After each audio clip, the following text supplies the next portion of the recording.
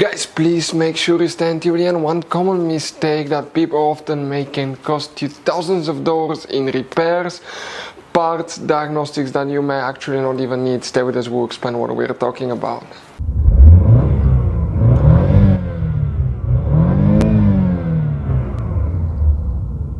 Hey guys, welcome back to Electrical Car Repair Live. Thank you guys for watching and subscribing to the channel.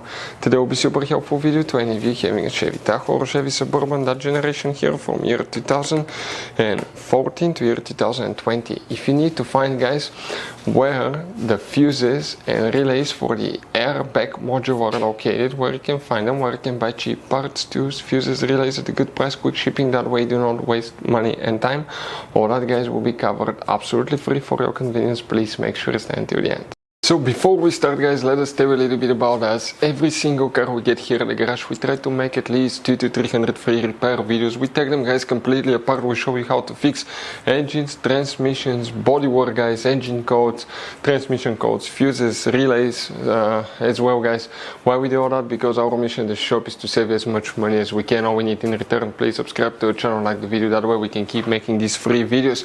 Guys, we have more than 15,000 free repair videos on our YouTube channels that can save you thousands of dollars in future repairs. And if you guys need to buy any parts, tools at a good price, quick shipping, that way do not waste money and time.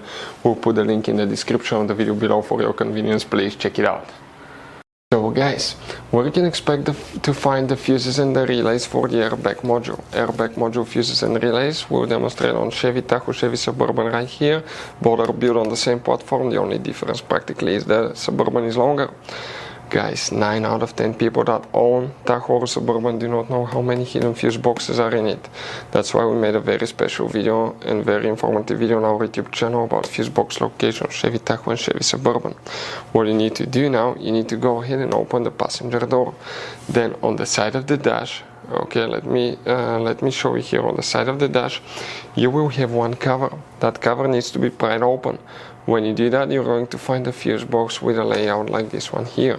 Before we continue, let's explain quickly why it's always a good idea to test fuses and relays. It is, guys, very important to test fuses and relays. On those fuses you cannot clearly see if they're burnt or not, especially you can see in the J-case fuses as well. And if you guys assume, okay, let's say you remove a fuse, you look at it and you assume, guys, that it's actually a good fuse, but it's actually a bad fuse. Sometimes you cannot clearly see that. What can easily happen, guys, at that point, you can put the bad fuse in and you start replacing parts and tools that you don't need to, so you lose your time, you lose your money to fix a problem that doesn't exist, when all we had to do is test the fuse and replace it. We'll put a link to a special video that will teach you how to test fuses, how to check relays very easily as well, guys. So check it out, it will be in the description of the video below. So guys, consider this video for entertaining purposes only. This video is not a how-to video, because you have to be qualified and certified to work on airbag systems. Otherwise, guys, okay, it can be catastrophic. You can get hurt or even killed. Now, this video is for entertaining purposes only. Quick reminder for any of you that is qualified and certified to work on airbags, you have to disconnect the car battery for at least 1 hour, even when just checking an airbag fuse. And you need to know which battery terminal to disconnect and reconnect first. That way you do not burn modules, computers that can cost you thousands of dollars in repairs.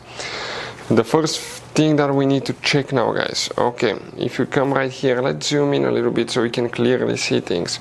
We're going to find fuse number 26. We're talking about this fuse right here. That's a double fuse known as a micro 3 fuse. It could be super expensive and hard to find, so we'll put a link in the description of the video below where you can get it from. What about a relay? You don't have a relay, guys. You just have a fuse that's known practically as a relay fuse. So if you have problems with the airbag module, airbag light, check that fuse first.